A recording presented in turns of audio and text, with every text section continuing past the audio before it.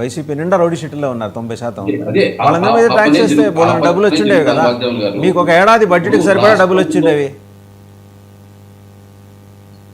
వాగ్దేవన్ గారు, ఇప్పుడు రాష్ట్రంలో గత ప్రభుత్వం ఏదైతే దోచుకునిందో దాన్నంతా కక్కిచ్చే ప్రయత్నం కూడా, ఏదైతే ప్రభుత్వ సొత్తు దోచుకున్నారో దాన్ని కక్కించడం ప్రయత్నం కూడా చేయడము ఒక సంపద సృష్టించడమే.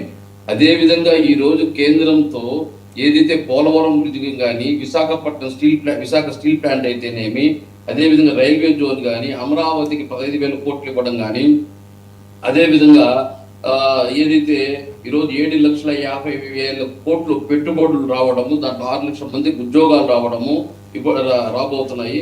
అదేవిధంగా 20 కంపెనీలు ఏదైతే అమరావతిలో క్వాంటమ్ వ్యాలీ, అదేవిధంగా గూగుల్, టీసీఎస్, రిలయన్స్ విశాఖపట్నంలో, అదేవిధంగా మెటల్, బీపీసీఎల్, ఎన్టీపీసీ, ఎల్జీ ఇలాంటి కంపెనీలంతా రావడము. అంటే గత సంవత్సరంకే సంపద సృష్టించేవారంటే మనం అదే